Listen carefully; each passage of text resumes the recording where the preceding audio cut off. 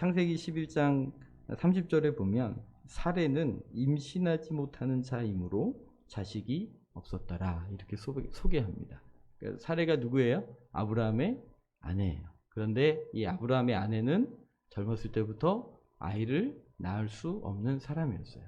그러니까 그런데 고대 뭐 요즘도 그렇지만 이 아이를 못 낳는다는 것은요 고대 근동 사회에서 죄송하지만 여성으로서의 기능을 감당하지 못한 사람이란 낙인을 찍히게 됩니다. 그러니까 이제 슬픈 인생을 사는 것이죠. 그런데 그러니까 이 사라에게서 아기가 태어날 확률은 0%의 여인이었다고 성경은 기록하고 있습니다. 아브라함이 결혼을 했는데 아기 날 확률이 0%인 여인과 결혼을 했습니다. 그리고 창세기 12장으로 가면 하나님께서 하란 땅에서 아브라함을 만나 주시죠. 창세기 12장 1절에서 너희 본토 친척 아비집을 떠나 내가 내게 지시할 땅으로 가라 하는 말씀을 받고 2절과 3절은 약속을 주시죠. 내가 너로 큰 민족을 이루게 하겠다. 누구한테요? 아브라함에게요. 지금 자식이 없는 아브라함에게요. 그리고 아기를 낳을 확률이 0%인 여인과 살고 있는 아브라함에게 내가 너로 큰 민족을 이루게 하겠다. 내가 내게 복을 주어 너의 이름을 창대하게 하겠다. 너는 복의 근원이라. 너를 축복하는 자에게 내가 복을 주고 너를 저주하는 자에게 내가 저주하리니 땅의 모든 족속이 너로 인하여 복을 받으리라. 아멘. 저는 이 말씀 만날 때마다 너무 좋은데. 네. 왜냐하면 하나님께서 예수 그리스도 안에서 아브라함의 복을 그리스도 안에서 우리에게 이방인에게 미치게 하셨다고 성경이 선명하게 기록해두고 계시거든요. 그러니까 이 약속은 누구한테 주신 걸까요? 예, 저만 받기로 하겠습니다. 예, 네. 저만 받기로 하겠습니다. 다 예수님 믿으시잖아요. 그러니까 예수님 믿는 모든 사람에게 아브라함의 복이 이방인인 우리에게 미치게 하셨다는 거예요. 그러니 여러분 창세기 12장 2절 3절은 누구 약속이에요? 하나님이 저에게 주신 약속인 거예요. 저는 그렇게 믿어요. 저만 받기로 할까요? 아닙니다. 모두 받으시기를 축복합니다. 다 같이 아멘. 아니 저는 그렇게 믿습니다. 그런데 저만 믿은 게 아니라 아브라함이 그걸 믿었어요. 하나님이 큰 민족을 이루신다는 말씀을 믿었어요. 하나님을 믿었어요. 나는 애 낳을 여인이 0%의 확률을 가진 여인과 살고 있지만 하나님이 약속하셨다면 그 약속을 이루실 거라고 믿었어요. 그리고 하나님의 이끄심을 따라 도착한 곳이 가나안 땅이에요. 근데 여러분 사실은요. 여러분 성지순례 가보시면 아시겠지만 가나안 땅은 반 이상이 광야예요. 반 이상이 광야예요. 그러니까 하나님이 하늘에서 비가 내리지 않으면 생존할 수 없는 땅에 하나님이 갖다 놓으셨어요. 근데 사실 떠나왔던 갈대아 우르는요. 티그리스와 유브라데스 강가에 있어가지고요. 굉장히 풍요로운 땅이에요. 애굽 땅도요. 그 큰 강줄기를 끼고 있기 때문에 아주 풍요로운 땅이어서 그래서 메소포타미아 문명 또 나일강 문명 뭐 이렇게 문명이 발생할 정도로 굉장히 풍요로운 땅이었고요. 근데 하나님께서 그 풍요로운 땅에 머물러 있지 않고 하나님의 인도함을 따라 도착한 곳이 어디였냐면 광야였어요. 하나님이 도와주시지 않으면 스스로 생존할 수 없는 확률이 0%인 땅에 하나님이 갖다 놓으신 거예요. 하나님의 인도함을 따라가니까 우리는 굉장히 젖과 꿀이 흐르는 땅 그러니까 그냥 막 그 에덴 동산 푸르고 열매가 풍성하고 노동하지 않아도 그냥 먹고 살 수 있는 그런 땅을 우리의 마음속에 기대하지 않습니까? 그런데 아브라함은 분명히 하나님의 이끄심을 따라 말씀을 따라 순종해서 도착한 곳이 어디였냐면 광야였어요. 스스로 노력으로 생존할 확률이 0%인 곳. 하나님을 믿었어요, 아브라함이. 그런 하나님을 믿었어요. 이끄심을 받아왔는데 광야 땅이에요. 하나님을 믿었어요, 그래도. 하나님의 선하심을 믿는 거예요. 그분의 전능하심을 믿는 거죠. 그리고 10년을 보냈습니다.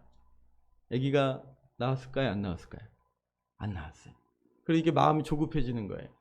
그러니까 사라가 자기의 몸종인 하갈을 우리 아브라함에게 주죠.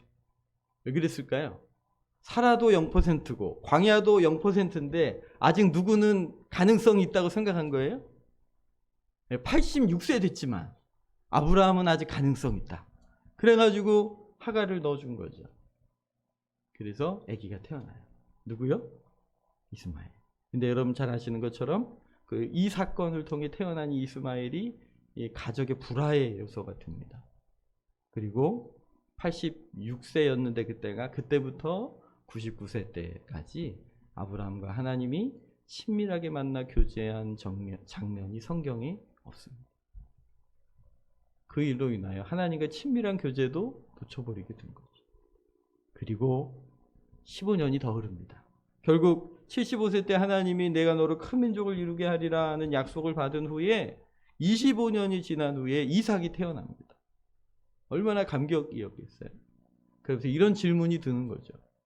왜 하나님이 큰 민족을 이루겠다고 약속하신 후에 그 첫 번째 아들조차도 25년이 지난 후에야 주셨던 걸까? 왜 그랬을까요? 여러분 이제 하나님의 의도가 좀 보이셔야 돼요. 여러분 성경을 읽는 것은 성경을 통하여 하나님의 마음, 하나님의 성품, 하나님의 의도, 그분이 일하시는 방법들이 계시되어 있기 때문이죠. 우리가 이것을 통해 좀 눈치를 채셔야 돼요. 하나님이 이끌어서 오신 곳이 광야였어요. 스스로의 생존 확률 0%의 땅. 하나님께서 사라랑 결혼하게 하셨는데 사라는요 아기를 낳을 확률이 0%인 여인이었어요. 그나마 가능성이 아브라함에게 있었는데 25년 동안 기다리신 이유가 뭘까요? 아기를 낳을 확률이 아브라함이 0이 될 때까지 기다리셨다. 지금 저 목사가 무슨 소리를 하려고 하나 그런 마음이에요. 여러분 우리는 하나님을 만나고 우리의 기도에 하나님이 응답하시고 그래서 하나님의 그 거룩한 영광을 보기를 소망하고 또 하나님의 그 위대한 역사를 간증하고 싶습니다. 하나님이 나에게 이런 일을 행하셨노라고 하나님께서 이런 분이시라고 우린 다 간증하고 싶죠. 왜냐하면 이미 약속을 받았으니까. 아브라함은 하나님을 믿었어요. 그분의 선하심과 그분의 전능하심을 믿었고 그래서 믿음으로 가나안 땅에 도착했고 그 긴 시간들을 참아왔어요. 인내했어요. 그런데 하나님이 기다리고 계셨어요. 하나님이 일하실 건데 약속을 주셨으니까 하나님 반드시 응답하실 건데 하나님이 일하실 건데 언제까지 기다리셨냐면 그 응답을 받아야 될 사람들이 스스로 자신들의 가능성이 0%다. 나는 할 수 없다. 라는 사실을 깨닫고 그 사실을 인지하고 그리고 사실 정말 그렇게 될 때까지 주님이 기다리셨어요. 일부러 기다리시고. 여러분 보통 부부에게서 아기가 태어나는 건 자연스러운 일인 거죠. 그러나 100세가 넘어 할아버지가 되어버린 아브라함에게 그리고 이미 처음부터 아기를 낳을 수 없었던 사라에게서 아기가 태어나는 건 이건 정말 누가 하신 거예요? 이건 정말 하나님이 하신 거예요. 이건 정말 주님이 어느 분이 공부를 정말 잘하세요. 정말 잘하셔가지고 서울대를 가셨어요. 그럼 뭐라 그러시겠어요? 인터뷰 딱. 저는 교과서만 열심히 했습니다. 뭐 이렇게 간증하실 거 아닙니까? 똑똑하신 분이고 공부를 열심히 해서 원래 전교에서 1등 하던 사람이 서울대를 갔어요. 그러면 물론 그분의 수고와 애씀이 마땅히 인정받아야 하지만 그것으로 하나님이 하셨습니다라고 고백하기가 참 인간이 쉽지가 않다는 거죠. 다 하나님이 그 지혜, 지식, 건강 다 환경 허락하신 거였는데 사람이 툭 하면 그렇지 내가 열심히 했지 나는 한다면 하는 사람이야. 우리 주변에도 그런 분들 계세요. 시험만 보면 따박따박 붙는 분들 계셔요. 할렐루야. 근데 그걸 하나님이 주신 은혜입니다라고 고백하는 삶이 아니라 대부분은 다 누가 열심히 해서 자기가 열심히 해서 그런 줄 알아요. 어제 한 청년이랑 통화를 하다가 요즘 좀 어려움을 많이 겪고 있어요. 그래서 그런 얘기 했어요. 야, 상식과 신앙이 부딪히면 뭘 선택해야 되니? 우리 보통 교회 다니면 뭘 선택하시겠어요? 상황과 믿음이 부딪혀요. 그러면 뭘 선택해야 될까요? 그렇죠. 믿음을 선택하셔야죠. 그런데 오카노 목사님께서 그런 얘기를 하시더라고요. 상황과 믿음이 부딪힐 때, 상식과 믿음이 부딪힐 때 상식을 선택하십시오 라고 얘기하시더라고요. 저분이 믿음이 없으신가?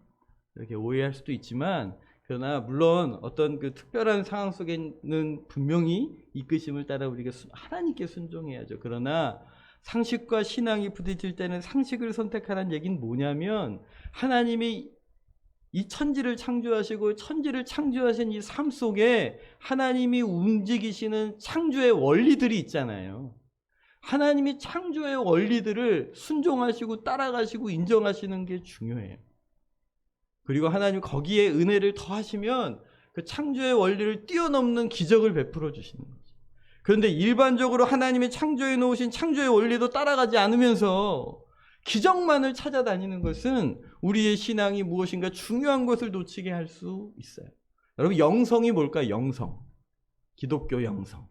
우리는 기독교 영성 그러면 방언하고 예언하고 기적을 일으키고 일상에서 경험할 수 없는 아주 특별한 것을 만나는 것을 영성이라고 생각할 수 있지만, 진짜 기독교 영성은 매일매일을 살아가는 거예요. 예수님과 함께. 여러분, 예수님과 함께 있으니까 식사 안 하십니까? 예수님과 함께 있으니까 화장실 안 가십니까? 아니요. 근데 심지어 이 기독교 이단 중에 그런 이단, 초기 이단 중에 그런 거 있었어요. 가연설이라고 해서 예수님은 하나님이시기 때문에 이 배설을 하지 않고도 식사를 하실 수 있는 특별한 은혜가 있었다. 실제로 그렇게 글을 남겨놓은 사람이 있다니까요. 오늘 왜 그러셨을까? 왜 하나님이 0%인 땅으로 이끄시고 그리고 0%인 여인과 만나 그나마 가능성이 있다고 생각했던 아브라함이 더 이상 아기를 낳을 수 없는 순간까지 하나님이 기다리셨던 이유가 뭘까요? 여러분, 이걸 빨리 눈치를 채셔야 돼요. 이게 하나님이 일하시는 방법이에요. 하나님이 우리를 구원하시는 방법이에요. 여러분, 이 땅을 살면서 하나님, 나는 내 주먹을 믿습니다. 나는 나를 신뢰합니다. 나는 한다면 하는 사람입니다. 나는 율법을 다 지켜낼 수 있는 사람이고 나는 법 없이도 살 수 있는 삶을 난 기어이 살아내고 말 겁니다. 여러분, 이런 사람들은요, 예수 그리스도의 십자가 앞에 나가지 못합니다. 어떤 사람들이 주의 십자가를 붙잡을까요? 하나님, 나는 내 힘으로 내 인생을 구원해낼 수 없습니다. 저는 이 죄악에서 나를 스스로 건져낼 수 없는 사람입니다. 하나님, 나를 불쌍히 여겨주십시오. 이런 사람들이 십자가 앞에 나오고 복음을 경험하는 사람들입니다. 이런 사람들이 하나님이 내미신 구원의 손길을 기쁨으로 감사함으로 부여잡고 십자가 앞에 나아가 자신의 삶을 내어드릴 수 있게 되는 거죠. 이 구원이 내 힘과 내 노력이 전혀 들어가지 않은 구원이기에 선물인 것이고, 그래서 감사한 것이고, 그래서 감격하는 것이죠.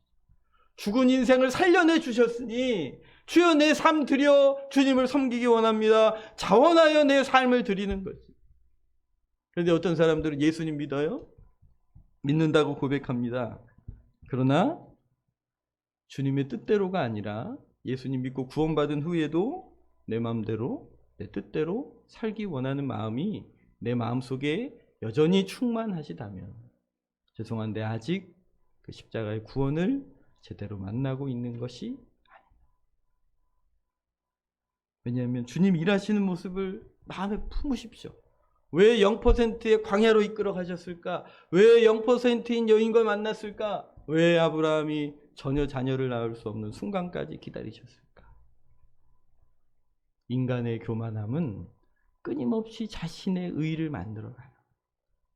하나님이 또 제일 못 보시는 게 또 그거예요. 여러분, 우리가 하나님의 일하시는 방법을 바라보시기. 오늘 이 70명의 수가, 애굽 땅으로 들어간 70명의 수가 감격인 이유는 전혀 아이를 낳을 수 없는 가정에서 이삭이 태어나고, 그리고 에서와 야곱이 태어나고, 그 후손들로 인해 70명이 됐다는 거예요. 일반적인 가정에서야 뭐 가능한 것이지라고 생각할지 모르지만 애 12 낳았으면 70명은 돼야지 이렇게 당연하게 받아들이실 수 있지만 정말 아브라함과 사라의 입장에서는 이게 기적이었던 거예요. 이스라엘 입장에서는 기적이었던 거죠. 그 기적을 기적으로 알고 경험할 수 있도록 주님이 그렇게 역사하고 계시는 줄 믿으시기를 축복합니다. 근데 하나님이 여기서 또 멈추지 않죠. 이스마엘이 태어나고 이삭이 태어난 후에 하나님께서 이 이스마엘이 가정의 불화를 일으키게 되니까 하나님께서 아브라함에게 사라의 말을 듣고 내보내라고 말씀하십니다. 그나마 둘이 있던 아들 하나는 광야에 버려버렸습니다. 이제 하나 있잖아요, 이삭. 근데 여러분 잘 아시는 것처럼 창세기 22장에 하나님께서 우리 같이 한번 읽을까요? 창세기 22장 1절입니다. 22장 1절입니다. 그 후에 하나님이 아브라함을 시험하시려고 그를 부르시되 아브라함아 아브라함아 하시니 이르시되 내가 여기 있나이다. 여호와께서 이르시되 내 아들 내 사랑하는 독자 이삭을 데리고 모리아 땅으로 가서 내가 내게 일러준 한 산에 가서 그를 번제로 드리라. 그나마 주의 약속대로 태어난 두 아들이 있었는데 한 아들은 광야에 버려버렸습니다. 하나님이 그렇게 하라고 했어요. 사라가 하도 쪼기도 했지만 하나님이 그렇게 하라고. 약속의 아들은 이삭이다. 그런데 그렇게 해서 남겨두신 이삭조차도 주님이 번제로 드리라는 거죠. 그나마 있었던 일 하나를 다시 영으로 만들라는 거예요. 아브라함이 어떻게 했을까요? 무슨 생각을 했을까요? 그런데 아브라함은 이미 알았어요. 하나님 마음을 알아요. 전에 가나안 땅으로 들어갈 때도 자기가 그런 땅인 줄 알고 간 게 아니었어요. 사라랑 결혼을 할 때도 여인을 못 낳는 여인인 줄 알고 결혼한 게 아니었어요. 그리고 마지막 100세까지 기다리는 순간조차도 자기가 기다리려고 기다린 게 아니었죠. 그러나 하나님을 알았어요. 아, 하나님은 제로인 상태에서 영인 상태에서 아무것도 없는 곳에서 무에서 유를 창조하시는 분이란 사실을 이 과정을 통해 알고 경험하게 된 거죠. 그러니 더 믿음이 생긴 거예요. 그래서 이번에는 순종으로 스스로 영이 됩니다. 스스로 그 하나 있었던 가능성을 하나님의 말씀을 따라 내려놓은 거예요. 포기한 거예요. 순종으로 스스로 영이 됐죠. 하나님을 믿었기 때문이에요. 하나님이 그 믿음을 보신 거죠. 그래서 마지막 이삭을 죽이려는 순간 하나님 살려내시지 않습니까? 여러분, 아브라함이 처음에는 자기의 의도와 상관없이 영이 돼버렸어요. 낫싱이 됐어요. 아무것도 할 수 없는 사람이 하나님의 섭리 속에서 밀려서 그렇게 된 후에야 하나님의 구원이 100%이라는 사실을 깨닫게 된 거죠. 그 후로는 주의 말씀을 따라 스스로를 내려놓고 스스로 순종으로 영이 되는 사람이 됐어요. 아는 거죠. 하나님의 역사가 어떻게 일어나는가. 이 폴 워셔 목사님께서 캐나다의 한 작은 마을에서 복음을 전하고 계셨습니다. 그런데 교회에 한 등치 큰 사람이 한 남성분이 들어오십니다. 얼굴이 굉장히 슬퍼 보입니다. 복음을 쉽게 설명하고 예배가 끝난 후에 그에게 찾아가십니다. 어떻게 교회를 오시게 됐냐. 그분이 저는 평생 건강했고 그리고 아무것도 무서울 게 없는 사람이었습니다. 그런데 오늘 제가 병원에서 3주밖에 살 수 없다는 판정을 받았습니다. 죽음이 두렵습니다. 그래서 오늘 처음 교회를 찾아왔던 거죠. 목사님의 설교를 들었기 때문에 오늘 제가 전한 복음이 이해가 되십니까? 이해가 된다는 거예요. 내가 인간이 죄인이고 예수님께서 날 위해 죽으시고 부활하셨다는 그 이야기는 어린아이라도 이해할 겁니다. 그러나 제 마음에는 어떤 변화도 없습니다. 이 폴 오셔 목사님께서 원래 오늘 밤에 이제 집회가 끝나면 비행기를 타고 돌아가셔야 하는데 그에게 이렇게 얘기합니다. 제가 오늘 돌아갈 비행기표를 취소하겠습니다.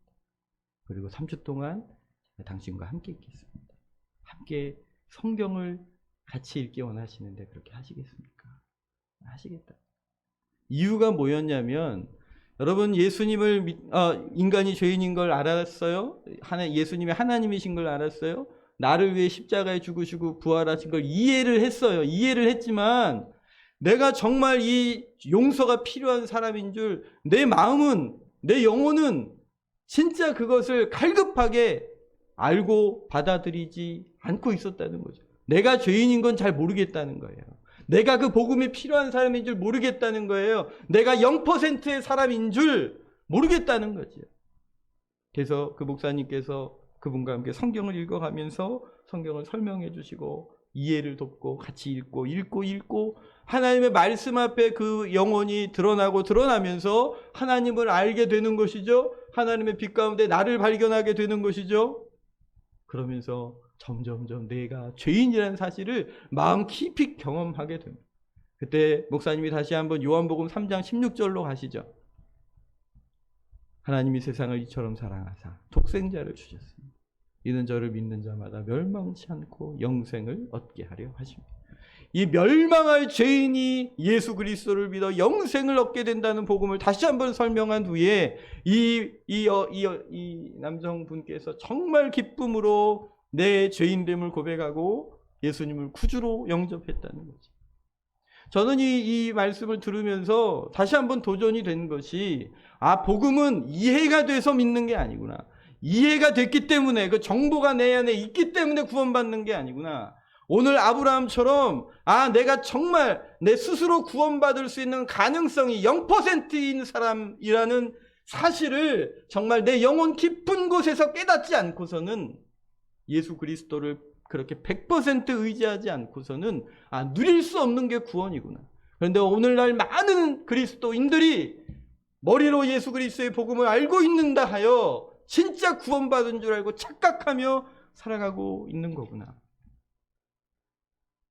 그러면 교회 안에 있으면서도, 매주 예배를 드리면서도 예수 그리스도께서 내 인생의 전적인 구원자로 마음 깊이 누리고 계시지 못하시다면, 교회를 열심히 다니고 있지만 나는 정말 철저한 죄인이고 십자가의 구속 외에는 구원받을 만한 길이 없다는 사실을 내 영혼이 깊이 만나고 깨닫고 있지 못하시다면, 그럼 심각하게 다시 하나님의 말씀 앞에 쓰셔야 합니다.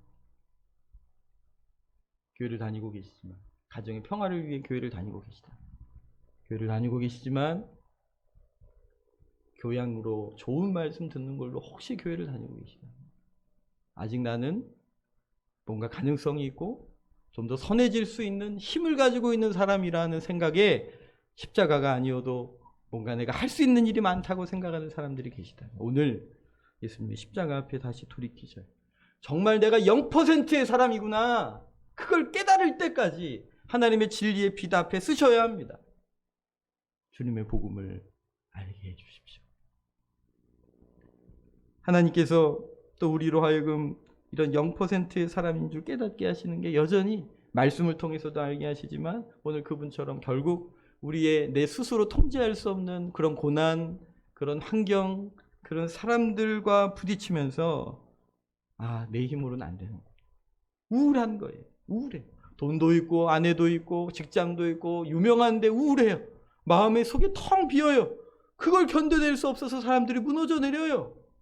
돈으로 채워보고 사람으로 채워보고 명예로 채워보고 권력으로 채워보지만 밑빠진 독에 물 붓기라는 사실을 경험하고 난 후에야 예수 그리스도의 십자가 앞에 나아가는 것이죠. 하나님의 말씀을 부여잡는 것이죠. 때로는 성경 읽다 보면 이게 무슨 말씀인가, 이런 것도 도대체 왜 적어 놓으신 건가 싶은 구절들이 있음에도 불구하고 하나님이 말씀을 도대체 왜 저에게 주시는 건가. 하나님께 매일매일 내 빈잔을 채우소서, 내 빈잔을 채우소서. 내 인생의 이 빈잔을 돈으로도 명예로도 사람으로도 채워보지만 채워지지 않는 나의 빈잔을 무엇으로 채우리이까? 하나님, 나를 긍휼히 여겨달라고 주 앞에 십자가 앞에 나아가 내 영혼을 쏟아놓고 기도하는 경험이 없다면, 오늘 어쩌면 이 내가 알고 있는 복음, 내가 고백하는 구원 어쩌면 가짜일지도 몰라요. 내 인생은 정말 0%가 되어본 적이 있는가? 하나님 앞에서 주님이 정말 날 도와주시지 않으면 난 살아갈 수 없습니다. 그런 간절함으로 십자가를 붙잡아 본 적이 있는가? 돌아보셔야 해요. 이게 주님이 우리를 구원하시는 원리이고 우리 삶 가운데 약속을 성취하시는 하나님의 길이 되기 때문이지. 사도 바울이 이걸 알았죠. 우리 고린도후서 2장 8절 10절입니다. 같이 한번 읽을까요? 이것이 내게서 떠나가게 하기 위하여 내가 3번 죽게 간구하였더니. 여러분, 사도 바울이요 3층 천까지, 그러니까 영적인 아주 깊은 말할 수 없는 신비한 진리를 들었어요. 마음이 교만해질까봐 하나님께서 그에게 육체의 가시를 주셨다는 거죠. 하나님 앞에 그걸 없애달라고 3번이나 하나님께 구했는데 하나님 응답이 이렇습니다. 9절입니다. 나에게 이르시기를 내 은혜가 내게 족하다. 이는 내 능력이 약한 데서 온전하여 집니다. 우리 같이 한번 읽을까요? 이는 내 능력이 약한 데서 온전하여 집니다. 이거 예수님이 직접 해주신 얘기예요. 한 번 더 읽을까요? 이는 내 능력이 약한 데서 온전하여 집니다. 여러분, 이게 우리를 구원하시는 하나님의 방법이고 하나님이 역사하시는 방법이에요. 여러분, 우리의 삶을 통해 하나님의 능력이 나타나기 원하십니까? 아멘이십니까? 그러면 어찌 해야 될까요? 우리가 약해져야 합니다. 내가 낮아져야 합니다. 내가 죽어져야 합니다. 그래야 거기에 하나님의 능력이 더 크고 귀하게 나타나는 줄 믿으시기를 바랍니다. 이게 하나님의 방법이었던 거죠. 이걸 깨닫게 된 후에 그가 이렇게 고백합니다. 그러므로 도리어 크게 기뻐함으로 나의 여러 가지 약한 것들에 대하여 자랑하리니 이는 그리스도의 능력이 내게 머물게 하려 합니다. 사도 바울이 이 비밀을 안 거예요. 사도 바울은 하나님의 능력이 나의 삶을 통해 나타나기를 바랬어요. 기대해요. 소망해요. 그러려면 내가 약해져야 되는 거고. 그러므로 내가 그리스도를 위하여 약한 것들과 능력과 궁핍과 박해와 곤고를 기뻐하노니 이는 내가 약한 그때에 곧 강함이라. 여러분, 이건 우리의 본능과 반대되는 것입니다. 우리는 본능적으로 강해지려고 합니다. 우리는 본능적으로 힘이 쓰려고 하고 능력을 가지려고 합니다. 그래야 안정감이 있습니다. 그래야 안정감이 있습니다. 그것으로 안정감을 얻는다. 죄송합니다만 하나님 외에 그 어떤 것으로 얻으려는 안정감을 얻으려는 그 모든 것들이 하나님 앞에 우상인 것을 기억하시기를 바랍니다. 우리는 하나님 외에 다른 것들로 채워져야 그것으로 안정감을 누리려는 욕구로 살아가요. 경쟁에서 이겨야 하고 싸워야 하고 승리해야 한다고 생각해요. 그래서 힘이 있으니까 저항하는 것이죠, 교회가. 그런데 하나님 방법은 그렇지 않아요.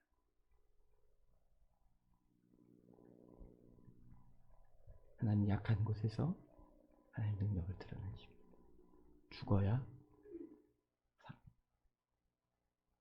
예수님께서 마가복음을 이번 주간에 읽을 때 마가복음 10장에서 이 3번째 순환 예교를 하십니다. 같이 한번 읽을까요? 마가복음 10장 31절입니다. 그러나 첫째가 꼴찌가 되고 꼴찌가 첫째게 되는 사람이 많을 것이다. 보아라, 우리는 예루살렘으로 올라가고 있다. 인자가 대제사장들과 율법학자들의 손에 넘겨질 것이다. 그들은 인자에게 사형을 선고하고 이방 사람들에게 넘겨줄 것이다. 그리고 이방 사람들은 인자를 조롱하고 침을 뱉고 채찍질하고 죽일 것이다. 아멘. 여러분, 이 말씀의 핵심이 뭘까요? 그러나예요. 그러나 사울 뒤에 살아날 것이다. 할렐루야. 그러나 사울 뒤에 살아날 것이다. 그러나 사울 뒤에 이게 핵심이에요. 이게 복음이거든요. 그런데 그 사울 후에 살아나기 위하여 주님이 어떤 길을 가셔야 한다고요? 대제사장들과 율법학자들의 손에 넘겨지고, 그리고 사형 선고를 받고 이방인들에게 넘겨지고, 조롱과 그리고 침뱉음과 채찍을 당하여 어떻게 된다고요? 죽게 된다. 결국 예수님이 가시는 길도 뭐였냐면 영이 되는 길을 가신 거예요.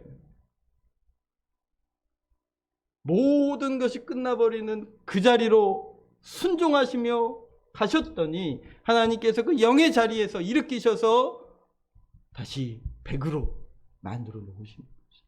우린 예수님 믿는 사람들, 스스로 강해지려고 바등되는 세상과 우리 육체의 본능 앞에서 십자가를 바라보고 그분과 함께 죽고 영이 됐고, 그리고 그분과 함께 다시 살아난 존재임을 믿는 것이 오늘 우리가 걸어가야 할 길이고 우리가 살아가는 길이고 하나님이 우리 속에서 능력을 드러내시는 길이 되고 하나님이 우리 삶에 하신 약속들이 우리 삶 가운데 성취되는 순간이 되는 것임을 믿으시기를 바랍니다. 오늘 설교를 준비하면서 저도 제 삶을 돌아보고 하나님 저는 0%의 사람인가요? 하나님 제가 죽었습니까? 근데 그렇지 않더라고요. 제가 스스로 목사이지만 얼마나 꿈틀꿈틀대며 살아나려고 나의 죽음, 나의 희생, 나의 순종, 나의 인내가 아니라 자존심 조금만 상해도 올라오는 그런 저의 삶이 하나님 앞에 죽은 자가 아니더라고요. 여전히 난 살아있다고 외치고 있는 거죠. 사도 바울은 나의 삶에 십자가의 흔적이 있다고 고백하지만 오히려 저는 내가 드러나기 위하여 파손되고 있는 저를 돌아보게. 여러분 복음 앞에 쓰셔야 합니다. 근데 기쁜 소식은 여러분 자꾸 목사가 죽으라고 그러니까 야 어떻게 죽나면 고민스러우시죠. 근데 여러분 기쁜 소식은 뭐냐면 이미 죽었어요. 여러분 예수 그리스도를 십자가의 죽으심과 부활을 믿는 순간 내가 그리스도와 함께 이미 십자가에 죽었습니다. 할렐루야. 문제는 그 죽은 진리를 내가 믿음으로 받아들이고 누리고 있지 않아서 그런 거죠. 이미 죽었어요. 근데 죽은 줄 모르고 자꾸 살아나서 꿈틀대서 그런 거죠. 믿음으로 받아들이십시오.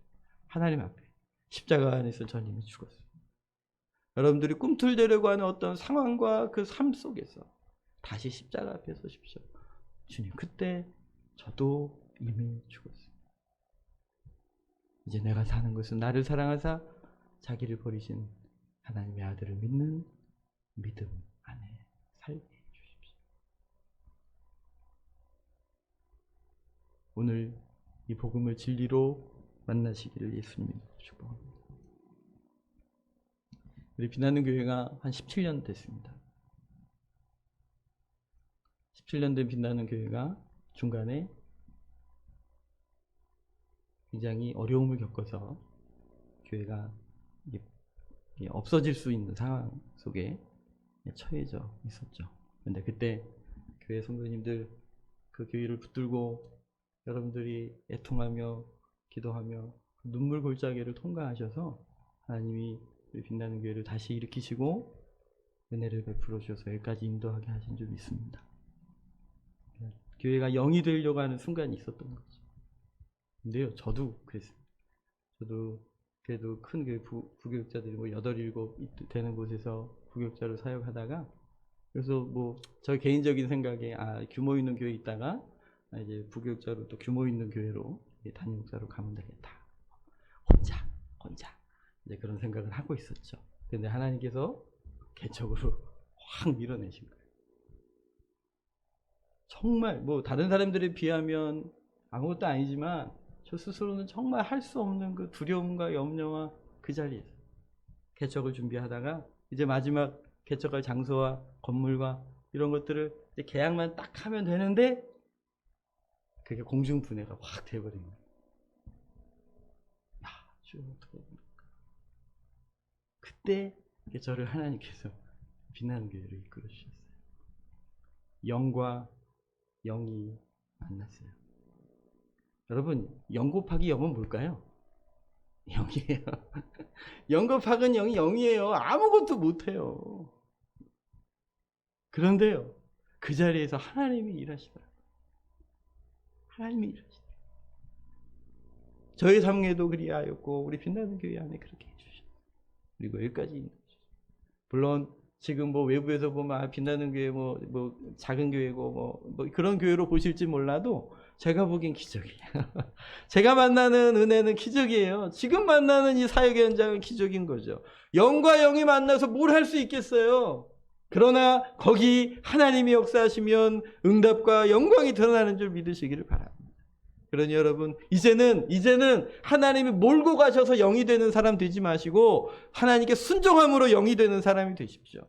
내 힘, 내 노력, 내 의와 내 명예를 드러내려 함이 아니라 오직 그리스도만을 의지하는 믿음의 사람 되어서 하나님의 손에 쓰임 받으시기를 예수님 이름으로 축복합니다.